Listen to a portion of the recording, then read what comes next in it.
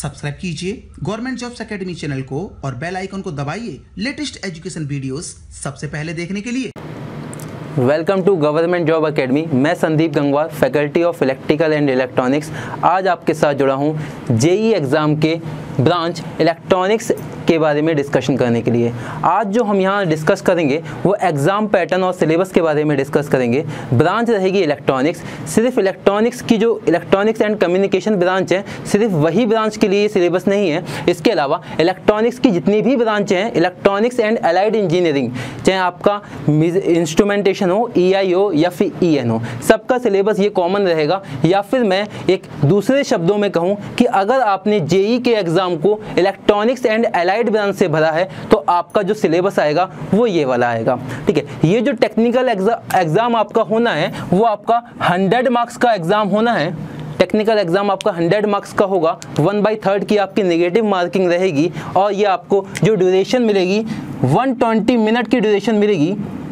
120 minute की duration मिलेगी। Plus इस 100 मार्क्स के साथ साथ आपको 50 मार्क्स नॉन टेक के भी कवर करने हैं। मीन्स 150 मार्क्स 150 क्वेश्चन और ड्यूरेशन है 120 मिनट। इट मीन्स टाइम आपके पास कम है, नंबर ऑफ क्वेश्चंस ज़्यादा हैं। तो आपको स्पीड के साथ साथ एक्यूरेसी का भी ध्यान रखना है। एक्यूरेसी क्यों ध्यान रखना है? क्योंकि जो नेगेटिव मार्किंग है 1/3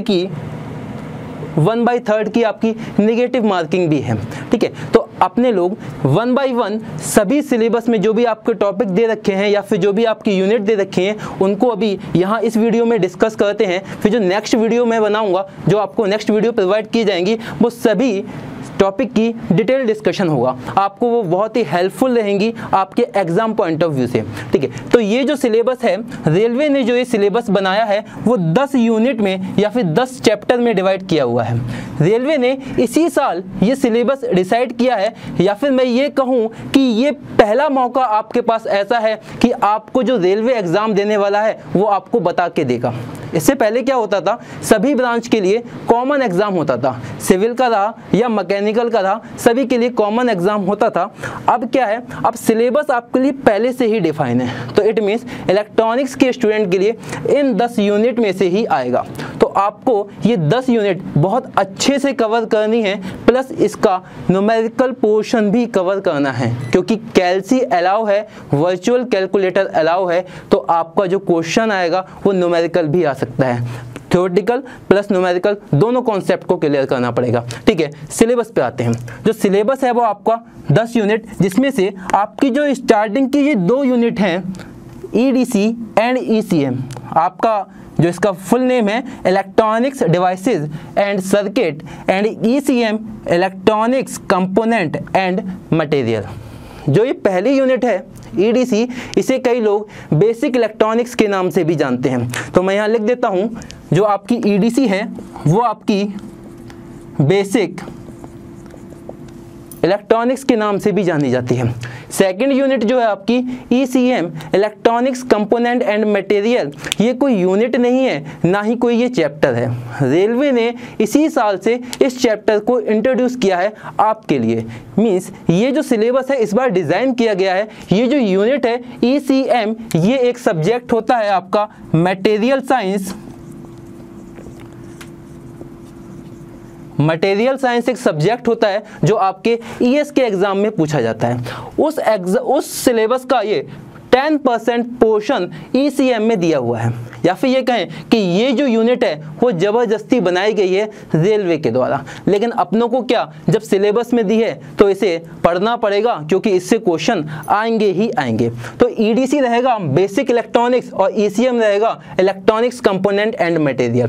EDC में हम लोगों को पढ़ना है फैब्रिकेशन प्रोसेस। इलेक्ट्रॉनिक्स का बेसिक पढ़ना है कि इलेक्ट्रॉनिक्स स्टार्ट कहाँ से हुई, बिल्कुल बेसिक पे जाएंगे अपन लोग, बिल्कुल बेस तैयार करेंगे कि इलेक्ट्रॉनिक्स स्टार्ट हुई कहाँ से थी और इलेक्ट्रॉनिक्स में जो कंपोनेंट बनते हैं उनका फैब्रिकेशन प्रोसेस क्या होता है। तो मेनली यहाँ पर अपन लोग डील करेंगे EDC में फैब्रिकेशन प्रोसेस से। एक बात मैं आपको और बता दूं, जब इस सब्जेक्ट EDC के बारे में मैं आपको डिस्कशन करूंगा तो ऐसा नहीं है कि सिर्फ इलेक्ट्रॉनिक्स एंड अलाइड ब्रांचेस वाले ही इसको पढ़ेंगे, इसे इलेक्ट्रिकल वाले भी पढ़ेंगे। इट मीन्स ये इलेक्ट्रॉनिक्स एंड इलेक्ट्रिकल दोनों के लिए ही कॉमन सब्जेक्ट है।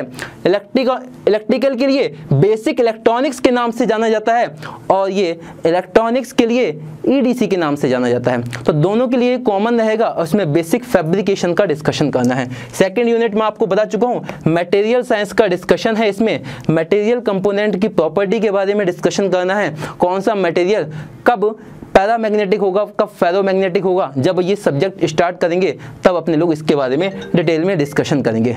देन आपके जो नेक्स्ट दो सब्जेक्ट हैं digital electronics and micro processor and micro controller, मैंने शॉर्ट में लिख दिया है micro processor and micro controller. आप सभी को ये सब्जेक्ट पता भी होंगे, आप फैमिलियर भी हैं इन सब्जेक्ट से। ये आपके बीटेक में आपका सब्जेक्ट रहा होगा माइक्रो प्रोसेसर, जो कि आपने पढ़ा होगा 8085 माइक्रो प्रोसेसर, प्लस आपने कंट्रोलर भी पढ़ा होगा 8051 माइक्रो कंट्रोलर भी पढ़ा होगा। और माइक्रो कंट्रोलर में अपने को डीप में नहीं जाना, माइक्रो प्रोसेसर में लेकिन डीप में जाना है। बेसिक प्रॉपर्टीज का कंपैरिजन कराना है इन दोनों का आपस में, और जो बेसिक यहाँ से क्वेश्चंस बनेंगे उनके बारे में डिस्कशन करना है। ये जो दोनों यूनिट हैं वो आपके बाइनरी नंबर के आसपास ही घूमेंगी। बाइनरी नंबर का मतलब है कि ये 0 1 की फॉर्म में ही चलेंगी। यहाँ पर इन दोनों यूनिट को मैं एक साथ लेना चाहूँगा क्योंकि इसमें आपका बाइनरी का, हेक्साडेसिमल का, ऑक्टल का रोल रहेगा। तो ये दोनों यूनिट आपके बाइनरी नंबर 0 1 के आसपास घूमेंगी, तो इनको अपन लोग यहाँ पर एक साथ डिस्कस करेंगे। डिजिटल इलेक्ट्रॉनिक्स जो है वो आपका एक डिजिटल एक इलेक्ट्रॉनिक्स आपकी ब्रांच बन जाती है। अगर आप बीटेक करने के बाद आप हायर क्वालिफिकेशन के लिए जाते हैं, एमटेक के लिए जाते हैं, तो डिजिटल इलेक्ट्रॉनिक्स एक माइक्रो इलेक्ट्रॉनिक्स के नाम से ब्रांच बन जाती है। तो उसमें आपका डिजिटल इलेक्ट्रॉनिक्स का बहुत इंपॉर्टेंट रोल रहता है। तो ये आपकी इंपॉर्टेंट सब्जेक्ट रहेगा क्योंकि ये आपके हायर क्वालिफिकेशन पर अगर आप जाते हैं तब भी आपको यूजफुल रहेगा। तो डिजिटल इलेक्ट्रॉनिक्स और micro processor and micro controller अपने लोग सेकेंड स्लॉट में ये दो सब्जेक्ट कवर करेंगे। देन इसके बाद जो आपके दो सब्जेक्ट रेलवे ने दिए हैं linear integrated circuit and communication system. जो लीनियर इंटीग्रेटेड सर्किट है ये कोई सब्जेक्ट आपका ऐसा नहीं है कि किसी आपके स्टेट लेवल के PSU एग्जाम में आता हो, बट आपने बीटेक में पढ़ा होगा इंटीग्रेटेड सर्किट के नाम से, या किसी ने लीनियर इंटीग्रेटेड सर्किट के नाम से पढ़ा होगा, डिप्लोमा वाले स्टूडेंट्स ने भी पढ़ा होगा। तो ये जो सब्जेक्ट है वैसे किसी स्टेट लेवल के एग्जाम में नहीं आता, लेकिन रेलवे ने जो डिसाइड किया है कि इसको एक सेपरेट वेटेज दिया है, 5th नंबर की यूनिट बना दी है कि इससे हम पूछेंगे। इसमें जो आपका मेनली डिस्कशन होता है वो ओपैम्प का होता है। ओपैम्प की IC क्या होती है, ओपैम्प का प्रोसेस क्या होता है, ओपैम्प की एप्लीकेशंस क्या होती हैं, linear application, non linear application. तो ओपैम्प का जितना भी वर्किंग पार्ट है वो अपने लोग इस सब्जेक्ट में डिस्कस करेंगे। लीनियर इंटीग्रेटेड सर्किट, ऐसा नहीं है कि ये जो लीनियर इंटीग्रेटेड सर्किट है वो किसी स्टेट लेवल के एग्जाम में नहीं पूछा गया तो इट मीन्स वो सिलेबस में नहीं है। उस ओपैम्प को एक आपका दूसरा सब्जेक्ट होता है एनालॉग कम्युनिकेशन, उसमें डाल दिया जाता है। इट मीन्स जो लीनियर इंटीग्रेटेड सर्किट है वो एनालॉग कम्युनिकेशन के अंदर का पार्ट है और एनालॉग कम्युनिकेशन यहाँ पर नहीं दे रखा है। एनालॉग कम्युनिकेशन जो होता है EDC की फैमिली का ही एक मेंबर होता है, बट वो सिलेबस में नहीं है, उसको अभी डिस्कस नहीं करना है। बट उसका कुछ जो वेटेज है या फिर कुछ इंपॉर्टेंट जो टॉपिक हैं वो आपके लीनियर इंटीग्रेटेड सर्किट में है, लाइक एज ए ओपैम्प, और कुछ जो टॉपिक हैं वो EDC के अंदर डाल दिए गए हैं। ठीक है, फिर जो आपका नेक्स्ट सब्जेक्ट आता है वो है आपका कम्युनिकेशन सिस्टम।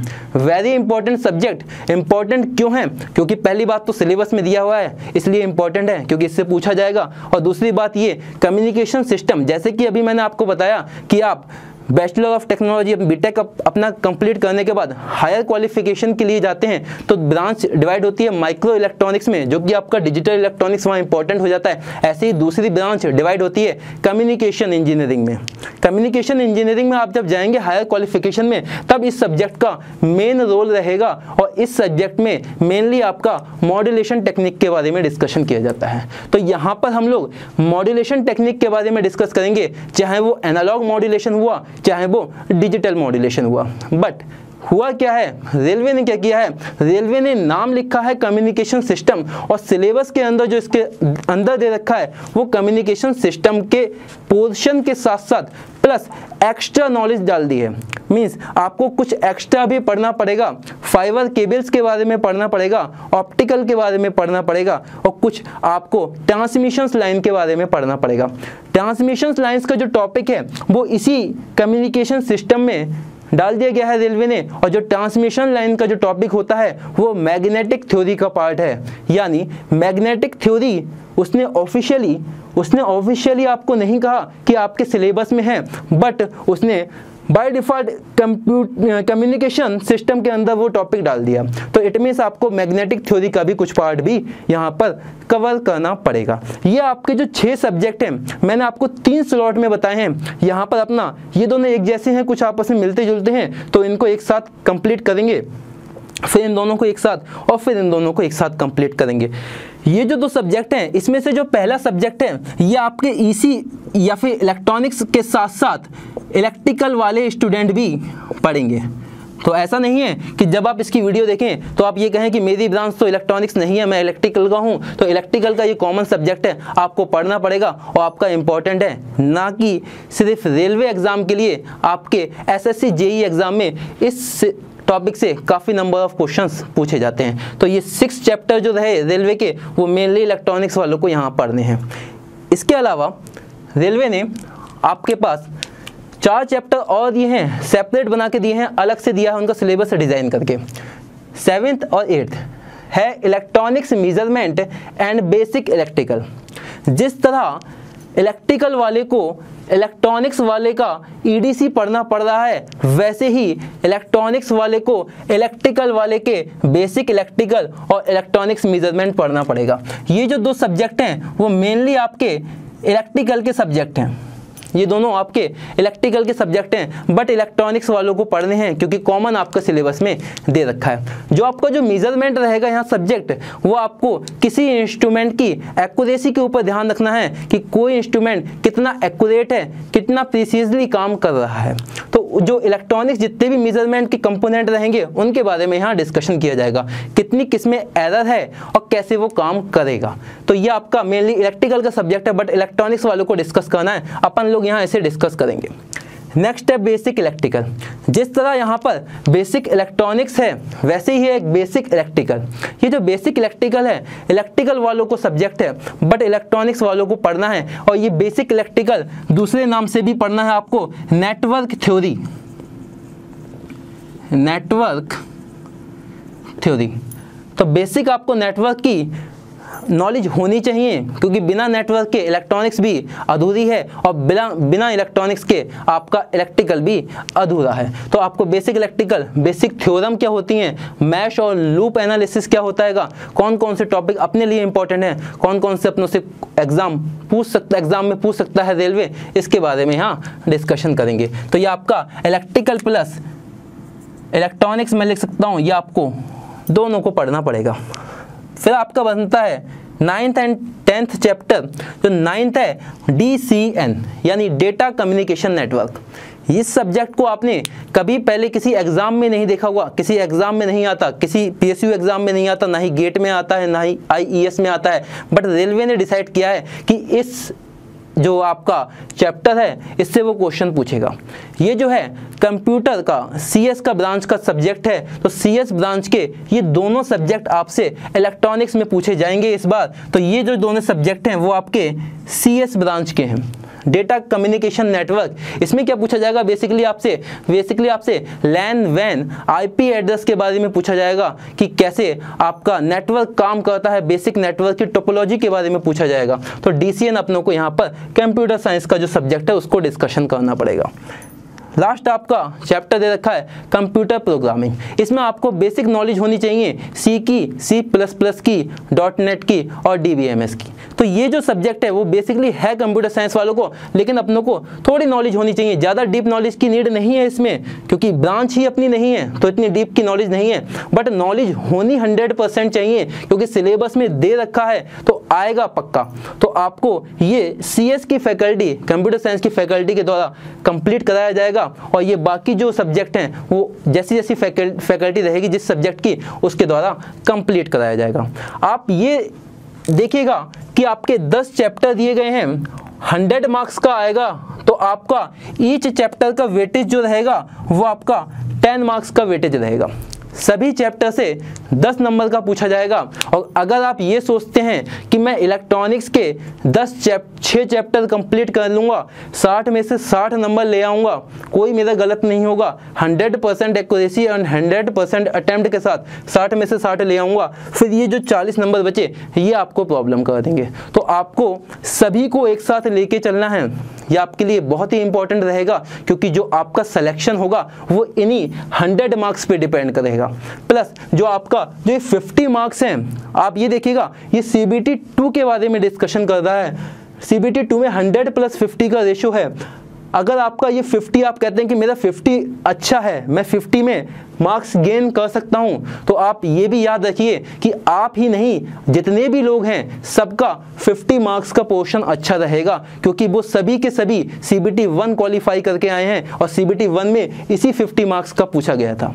तो आपको CBT 2 अगर उनसे ओवरकम होना है, उनसे आगे आना है, तो इस 100 मार्क्स की प्रिपरेशन करनी पड़ेगी। और इस 100 मार्क्स की प्रिपरेशन करने के लिए आपका माइंड एकदम सेट होना चाहिए, एकदम आपके माइंड में सिलेबस रटा हुआ होना चाहिए कि क्या क्या टॉपिक रहेंगे और क्या क्या सिलेबस रहेगा। तो ये तो एक बेसिक नॉलेज थी कि सिलेबस क्या है, कितने नंबर का पूछा जाएगा, कितनी ड्यूरेशन में पूछा जाएगा। ड्यूरेशन मैंने आपको बता दिया था लास्ट टाइम, और अभी भी बताया था कि 120 मिनट का है, 2 घंटे का एग्जाम रहेगा। ठीक है, तो हम जो नेक्स्ट वीडियो में आएंगे आपके साथ वो इस सिलेबस के बारे में पहले चैप्टर से स्टार्ट करेंगे, EDC से, जो कि इलेक्ट्रॉनिक्स एंड इलेक्ट्रिकल के लिए कॉमन सब्जेक्ट रहेगा। तो आप लोग पढ़ते रहिएगा और नेक्स्ट वीडियो में आपके साथ मिलेंगे इस सब्जेक्ट EDC के साथ। Thank you.